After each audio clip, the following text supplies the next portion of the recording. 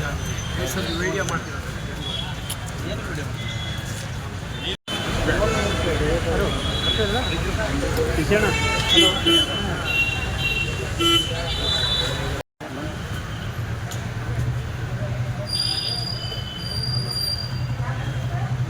ತೆಗಿತೀರಲ್ಲ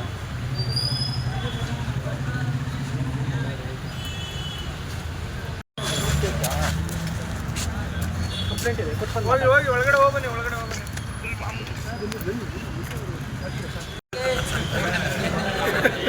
tea ಇಟ್ಕೊಂಡು ಹೋಗೋಕ್ಕೆ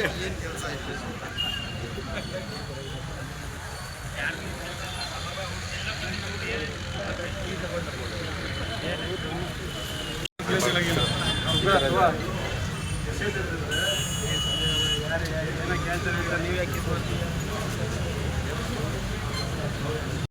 ಏನೋ ಕೇಳ್ತಾರೆ, ನೀವು ಯಾಕೆ ಮೊಬೈಲ್ ಹಿಂದಕ್ಕೆ ಬರ್ತೀವಿ.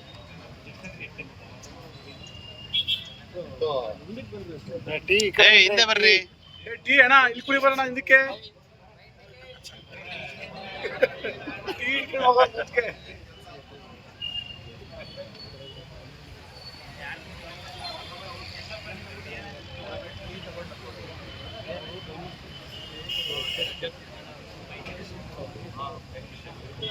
ಕಂಪ್ಲೀಟ್ ಕೂಡ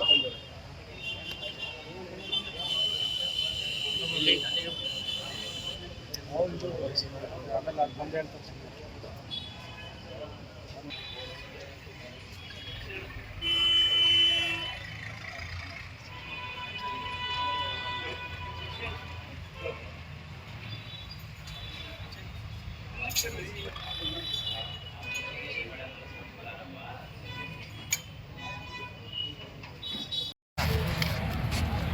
ಕಂಪ್ಲೇಂಟ್ ಇದೆ. ಹೋಗಿ ಹೋಗಿ ಒಳಗಡೆ ಹೋಗ್ಬನ್ನಿ, ಒಳಗಡೆ ಹೋಗ್ಬನ್ನಿ. ಬನ್ನಿ ಬನ್ನಿ ಮುಂದೆ ಹೋಗ್ಬಿಡ, ಸಾಕು. ಇಷ್ಟೇ ಇರೋದು, ಇಷ್ಟೇ ಇರೋದು. ಸರಿ ಬರ್ ಹೇಳಿ.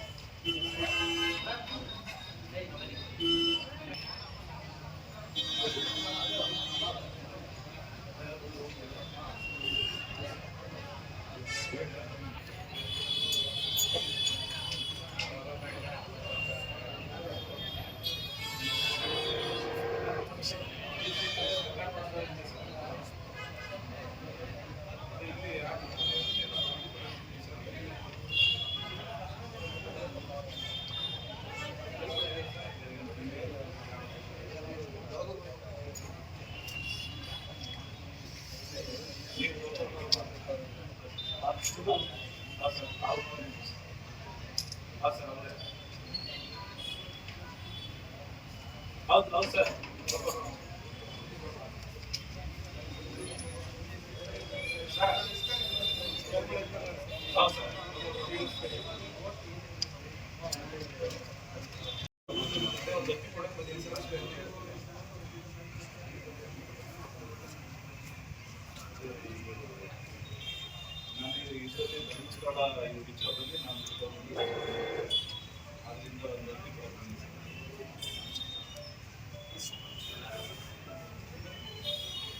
ಕ್ಯಾಮ್ರಾದಲ್ಲೆಲ್ಲ ಕೂತಿ ಕರ್ಕೊಂಡು ಬಂದಿದೆ ಸರ್.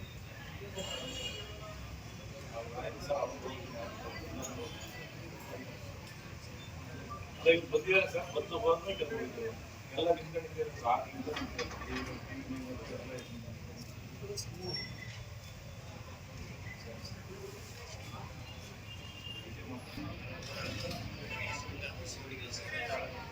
ಯಾಕೆ ಆಯ್ತು ಪ್ರಾಬ್ಲಮ್ ಸ್ಟೇಷನ್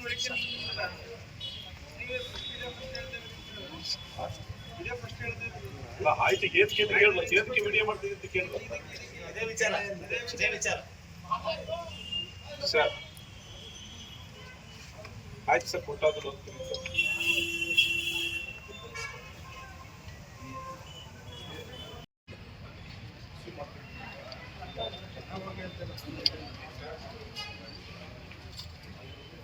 ಹೇಳ್ತಾ ಇದ್ದಾರೆ ಸರ್.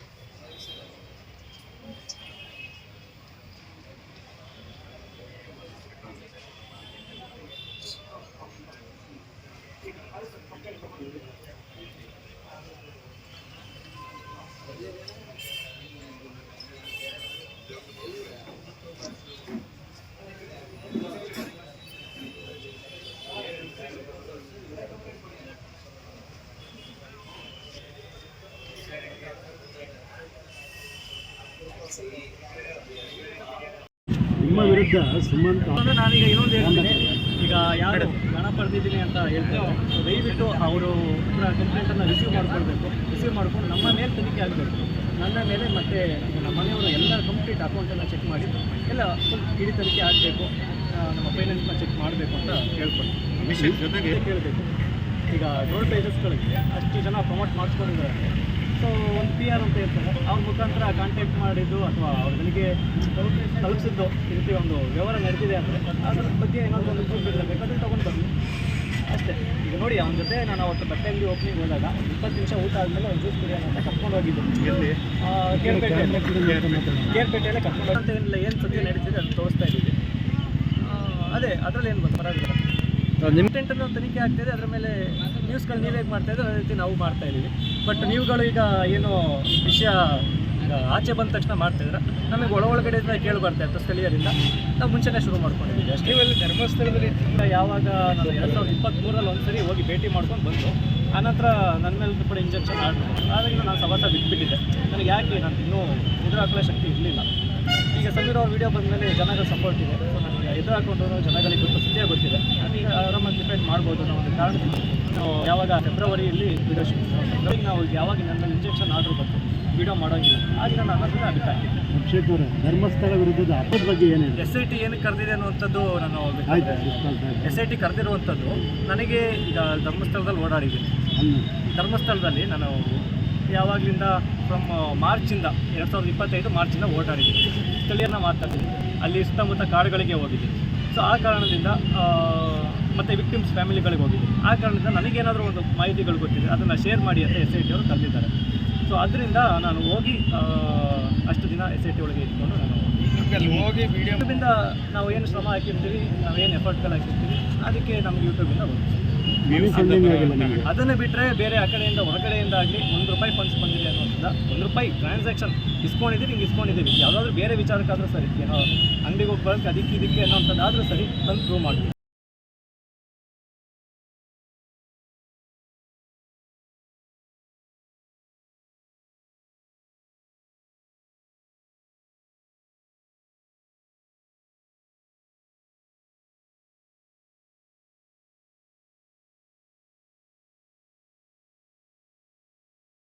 ಪ್ರಶ್ನೆಗಳು ಮಾಡ್ತಾ ಹೋಗಿದ್ರಿ, ನಿಮಗೇನು ಅನ್ಸುತ್ತೆ?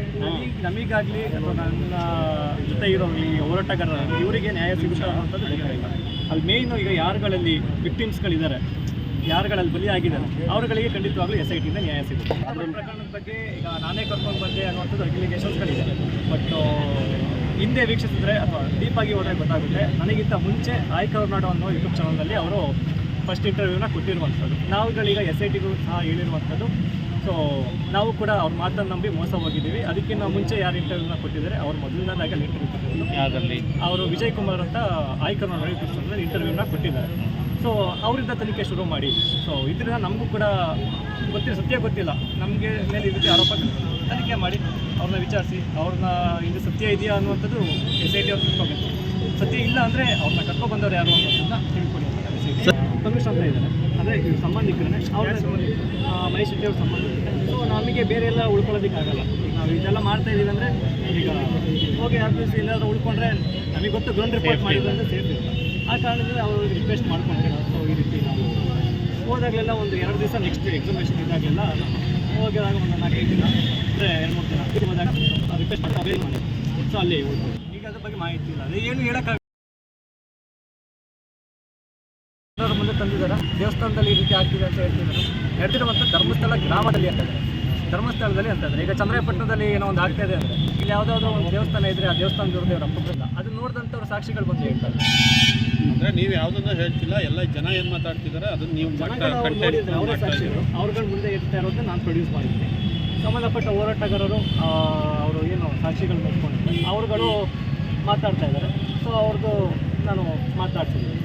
ಈಗ ಅಭಿಷೇಕ್ ನಿಮ್ಮನ್ನ ಈಗ ಸಂಬಂಧಪಟ್ಟ ಏನೇನು ವಸ್ತುಗಳನ್ನು ಯೂಸ್ ಮಾಡಿ ನನ್ನ ಹತ್ರ ಏನೇನು ಅದೆಲ್ಲ ತೊಗೊಂಡೋಗಿ ಕೊಟ್ಟಿದ್ದೀನಿ. ಯಾಕಂದರೆ ಅದೆಲ್ಲವೂ ಕೂಡ ನಾನು ಬರೀ ಬಾಯಿ ಮಾತಲ್ಲಿ ನಾನು ಈ ರೀತಿ ನೋಡಿದ್ದೀನಿ, ನನಗೆ ಇವ್ರನ್ನ ಈ ರೀತಿ ಮಾತಾಡ್ಸೋದು ಅಂತ ಆಗಲ್ಲ.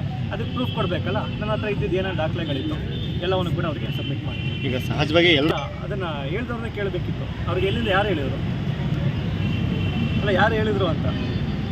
ಈಗ ಬರೀ ಯೂಟ್ಯೂಬರ್ಸ್ ಕೇಳಿದ ತಕ್ಷಣ SIT ಆಯಿತಾ ಅಥವಾ ಅದೇ ಈಗ ಒಂದು ಆರೋಪ ಕೇಳಿ ಬಂದಿದೆ, ಅವನ ಮುಂದೆ ಬಂದಿದ್ದಾನೆ, ಅವನ ಮೇಲೆ SIT ತನಿಖೆ ಆಗಿದೆ ನಡೀತಿದೆ. ಅದನ್ನು ಬಿಟ್ಬಿಟ್ಟು ನಾನು ನಾಳೆ ಇನ್ನೊಂದು ಇಲ್ಲ ಹೇಳ್ತೀನಿ ಚಂದ್ರಾಯಪಟ್ಟಣದಲ್ಲಿ ಯಾರೋ ಊಟ ಹಾಕ್ಸಿದಾನಂತೆ ಅವ್ನು ನನಗೆ ಹೇಳಿದ್ದ ಅಂತ ನಾನು ಯೂಟ್ಯೂಬಲ್ಲಿ ವೀಡಿಯೋ ಹಾಕಿದ ತಕ್ಷಣ ಹೇಳಿದ್ದೆ. ಪ್ರಶ್ನೆ ಬರ್ತದೆ ಅಂದರೆ ಈಗ ಆಯಿತು ಒಂದು 16ನೇ ದಿನದವರೆಗೂ ಕೂಡ ಆತ ತೋರಿಸಿದ್ದು ಯಾರು ಹೇಳಿದ್ರು ಸಿಕ್ಕಿದ್ರು ಅಂತ, ಸಿಕ್ಕಿದ್ರು ಯಾರಾದ್ರು ಹೇಳಿದಾರ? ಸಿಕ್ಕಿಲ್ಲ ಅಂತ ಸಿಕ್ಕದೇ ಇದ್ದವ್ರು ಯಾರಾದ್ರು ಹೇಳಿದಾರ? ಇದುವರೆಗೂ SITಯಿಂದ ಒಂದು ಅಧಿಕೃತವಾಗಿ ಮಾಹಿತಿ ಬಂದಿಲ್ಲ. ಇದುವರೆಗೂ ಏನು ಮೇಲ್ನೋಟಕ್ಕೆ ಏನು ಕಾಣ್ತದೆ, ಕಾಡಿಗೆ ಹೋಗ್ತಾರೆ, ಕಾಡಿಗೆ ಬರ್ತಾರೆ. ಏನೋ ಒಂದು ಯಾವುದೋ ಒಂದು ಬಂಗ್ಲೆ ಗುಡ್ಡಲ್ಲಿ ಒಂದು ಪಾಯಿಂಟಲ್ಲಿ ಮೂಳೆ ಸಿಕ್ತು ಅನ್ನೋಂಥದ್ದು ಎತ್ಕೊಂಡು ಹೋಗ್ಬೇಕಾದ್ರೆ ಬಕೆಟಲ್ಲಿ ಕಾಣಿದ್ರು. ಅದನ್ನು ಬಿಟ್ಟರೆ ನೆಕ್ಸ್ಟು ಇದೋ ಕರ್ಕೊಂಡು ಹೋದ್ರೆ ಬೆಂಗಳೂರಿಗೆ ಕರ್ಕೊಂಡು ಹೋದ್ರೆ ಮೇಲ್ನೋಟಕ್ಕೆ ಕಾಣ್ತದೆ. ಒಳಗಡೆ ಏನಾಗ್ತಾ ಇದೆ ಅನ್ನೋಂಥದ್ದು ಯಾರಿಗಾದ್ರೂ ಗೊತ್ತಾ? ಅಲ್ಲ ಯಾಕೆ ಹಂಗಾಗಿ ಸಹಜವಾಗಿ ಅದು ಹೇಳಿಲ್ಲ ಅಂದ್ರೂ ಗೊತ್ತಾಗ್ಬಿಡುತ್ತಲ್ಲ. ದೂರುದಾರ ಯಾಕೆ ಜೈಲಿಗೆ ಹೋಗ್ತಿದ್ದ ಅದು ಕಾನೂನಲ್ಲಿ ಅವನೇನೋ ತಪ್ಪು ಮಾಡಿರಬೇಕು ಅಥವಾ ಏನಾದ್ರು ಅವನೇನೋ ಅವನು ಒಳಗಡೆ ಬಿಟ್ಟು SIT ಏನು ಹೇಳ್ತೀನಿ ಅಂತ ಗೊತ್ತಿಲ್ಲ. ಈಗ ನಿಮಗೆ ಈ ಎಲ್ಲ ಪ್ರಕರಣಗಳು ನೀವು ಕೂಡ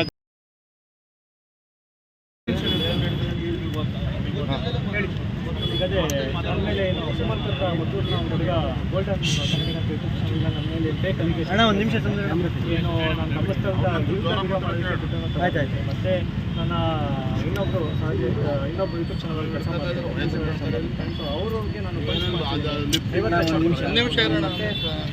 ಏನು ನನ್ನ ಹತ್ರ ಕ್ಯಾಮ್ರಾ ಎಕ್ವಿಪ್ಮೆಂಟ್ ಇದೆ. ಇದನ್ನು ಈ ಸೊಳ್ಳಿನ ಹೋಟೆಲ್ಗಳಾಗಿರುವಂಥ ಮಹೇಶ್ ಶೆಟ್ಟಿ ತಿಳ್ಕೊಂಡು ಇವ್ರು ಕೊಡ್ತಿದ್ದಾರೆ. ಮತ್ತು ಅದರ ಜೊತೆಗೆ ಅದೇ ಅವನಿಗೂ ನಾನು ಆಫರ್ ಮಾಡಿದ್ದೇನೆ ಇದು ವಿರುದ್ಧ ವಿಡಿಯೋ ಮಾಡುವ ಅಂತ. ಅವನು ಯೂಟ್ಯೂಬ್ ಚಾನಲ್ನಿಂದ ಹಿಡಿದು ನ್ಯಾಷನಲ್ ಮೀಡಿಯಾ ಚಾನಲ್ NDTVವರೆಗೂ ಮಾತಾಡ್ತಾ ಇದ್ದಾನೆ. ಸೊ ಅದ್ರ ವಿರುದ್ಧ ನಾನು ಕಂಪ್ಲೇಂಟ್ ಕೊಡೋದಕ್ಕೆ ಬಂದಿದ್ದೆ. ಒಂದು ಅವನು ಬಂದು ಸಾಬೀತು ಮಾಡಬೇಕು ನಾನು ಮಾತಾಡಿದ್ದೀನಿ ಅಂತ. ಇಲ್ಲ ಅಂದರೆ ಅವನು ಯಾವುದು ಶಿಕ್ಷೆಗೆ ಕಾನೂನು ಕ್ರಮಕ್ಕೆ ಅವನು ಜರುಗಿಸಬೇಕು ಅನ್ನೋ. ಬಟ್ ಅದೇ ಈಗ ಅವನು ಏನು ಅಲಿಗೇಷನ್ಸ್ ಅಂತ ಮಾಡ್ತಾ ಇದ್ದಾನೆ. ಅವನು ಇದುವರೆಗೂ ಈಗ ಚಂದನ್ ಅವರು ಅದನ್ನು ಬಯಲು ಮಾಡ್ಕೊಂಡು ಬಂದಿದ್ದಾರೆ ಚಂದನ್. ಬಟ್ ಇದುವರೆಗೂ ಅವನು ಎಲ್ಲೂ ಕೂಡ ಪ್ರೂಫನ್ನು ತೋರಿಸಿಲ್ಲ. ಸೊ ನಾನು ಕೂಡ ಈಗ ಆಲ್ರೆಡಿ ಅವನ ಆಲ್ರೆಡಿ ಎಕ್ಸ್ಪೋಸ್ ಆಗಾಯಿತು. ಬಟ್ ನನ್ನದು ಅವಶ್ಯಕತೆ ಇರಲಿಲ್ಲ, ಎಕ್ಸ್ಪೋಸ್ ಆಗಿಲ್ಲ. ಬಟ್ ನಮ್ಮ ಮನೆಯವರಿಗೆ ಏನು ಅಂದರೆ ಇದರಿಂದ ತುಂಬಾ ಅವಮಾನಗಳಾಗಿದೆ. ಈಗ ಒಂದು ಅದನ್ನು ಈಗ ಅವಮಾನ ಮಾಡಿದ್ದಾನೆ ಅಂದರೆ ಈಗ ಸಮಾಜದಲ್ಲಿ ಯಾವ ರೀತಿ ನಾವು ತಲೆ ತಿರುಗಬೇಕು. ಸೊ ಆ ಒಂದು ಕಾರಣದಿಂದ ಸೊ ಕಂಟೆಂಟನ್ನು ಕೊಟ್ಟಿದ್ದು. ಸೊ ಅದಕ್ಕೆ ಪ್ರೂಫ್ಗಳನ್ನ ತಗೊಂಡು ಬಂದಿದೆ. ಈಗ ಮೊದಲನೇದಾಗಿ ಅವನು ನನಗೆ ಫ್ರೆಂಡು 2 ಅವರ್ ಕುತ್ಕೊಂಡು ಮಾತಾಡಿದ್ದೀವಿ ಅಂತ. ಅವನನ್ನು ಪರಿಚಯ ಆಗಿರೋದೇ ಚೆನ್ನಾಗಿ ಕಂಪ್ಲೇಂಟಿಗೆ ತೊಗೊಂಡಿಲ್ಲ. ಹೇಳಿ ಅದೇ ಫ್ರೆಂಡು ಅಂತ ಹೇಳ್ತಾನೆ. ಈ ಸಾಲಿಷ್ಟು ತೋರಿಸ್ತೀನಿ ಬೇಕಾದರೆ ನೋಡ್ಬೋದು. ಯಾವತ್ತೂ ಒಂದಿನ 1 ನಿಮಿಷ 14 ಸೆಕೆಂಡ್ ಮಾತಾಡಿರೋದು ಬಿಟ್ಟು ಅವ್ನು ನನಗೆ ಪರಿಚಯ ಆಗಿದೆ. ಚಂದನ್ಗೌಡರು ಬಟ್ಟೆ ಅಂಗಡಿ ಓಪನ್ ಆಗಿದೆ ಅಂತ ಅಲ್ಲಿಂದ ಇಲ್ಲಿವರೆಗೂ 1 ನಿಮಿಷದ ಮೇಲೆ ಮಾತಾಡಿ ಏನೊಂದು ದಿನ ಏನೋ ಮಾತಾಡಿದ ಬಿಟ್ಟರೆ ಇದುವರೆಗೂ ಅದು ಬಿಟ್ಟರೆ ನಾನು ಕಾಲನ್ನ ಪಿಕ್ ಮಾಡಿಲ್ಲ. ಅವ್ನು ನನ್ನ ಫ್ರೆಂಡು ಅಂತ ಹೇಳ್ಕೊಂಡು ಏನು ಈಗ ಧರ್ಮಸ್ಥಳ ಧರ್ಮ ರಕ್ಷಕರು ಅಂತ ಇದ್ದಾರೆ. ಸೊ ಅವ್ರಿಗೂ ಸೇರಿಕೊಂಡು ನನ್ನ ಮೇಲೆ ಈ ರೀತಿ ಫೇಕ್ ಅಲಿಗೇಷನ್ಸ್ಗಳನ್ನ ಮಾಡ್ತಾಯಿದ್ದೀನಿ. ಮತ್ತು ಇನ್ನೊಂದು ಹೇಳ್ತಾನೆ ಧರ್ಮಸ್ಥಳ ವಿಚಾರವಾಗಿ ಅದೇ ಅಪಪ್ರಚಾರ ಮಾಡ್ತಾಯಿದ್ದೀನಿ ಅಂತ. ಸೊ ಅದು ಜನಗಳಿಗೆ ಗೊತ್ತು ನಾನು ಏನು ಮಾಡ್ತೀನಿ ಅಂತದ್ದು. ಇಲ್ಲಿ ನಾನು ಧರ್ಮಸ್ಥಳ ಗ್ರಾಮದಲ್ಲಿ ನಡೆದಿದೆ ಈ ರೀತಿ ವಿಚಾರಗಳು ಅಂತ ಹೇಳಿದ್ರೆ ಅವರುಗಳು ಎತ್ಕೊಳ್ತಾ ಇರುವಂಥದ್ದು ಧರ್ಮಸ್ಥಳ ದೇವಸ್ಥಾನನ ಟಾರ್ಗೆಟ್ ಮಾಡ್ತಾರೆ. ಈಗ ದೇವಸ್ಥಾನದ ಮೇಲೆ ನಮಗೂ ಕೂಡ ರೆಸ್ಪೆಕ್ಟ್ ಇದೆ. ನಮ್ಮ ಉದ್ದೇಶನೂ ಕೂಡ ದೇವಸ್ಥಾನ ಶುದ್ಧಿ ಆಗಬೇಕು. ಈಗೇನು ಕಳಂಕಗಳು ನೆಟ್ಟಿದೆ ಅಥವಾ ಏನು ಕಳಂಕಗಳು ಬಂದಿದೆ ಅವೆರಡರಲ್ಲಿ ಒಂದು ಡಿಸೈಡ್ ಆಗಿ ಅದೆಲ್ಲ ಕಳೆದು ಹೋಗಬೇಕು. ಹಾಗಾಗಿ ಎಸ್ ಐ ಟಿ ತನಿಖೆ ಮಾಡಬೇಕು. ಅದೇ ನನಗೆ ಎಸ್ ಐ ಟಿ ತನಿಖೆಯಲ್ಲಿದ್ದಾಗ ಈ ರೀತಿ ಇವುಗಳು ಅಂದರೆ ನಾನು ಡಿಪೆಂಡ್ ಮಾಡೋದಕ್ಕೆ ಆಗಲ್ಲ. ತನಿಖೆಯಲ್ಲಿದ್ದಾಗ ನೋಡಿ ಕಾರಣಕ್ಕೆ ಇವುಗಳು ಈ ರೀತಿ ಮಾಡ್ತಾ ಇರೋದು. ಮತ್ತು ಈಗ ಏನು ಕ್ಯಾಮ್ರಾನ ಈಗ ಹೋರಾಟಗಾರ ಅಂತ ಮಹೇಶ್ ಶೆಟ್ಟಿ ನೋಡಿ ಮತ್ತೆ ಈಗ ಬರೀ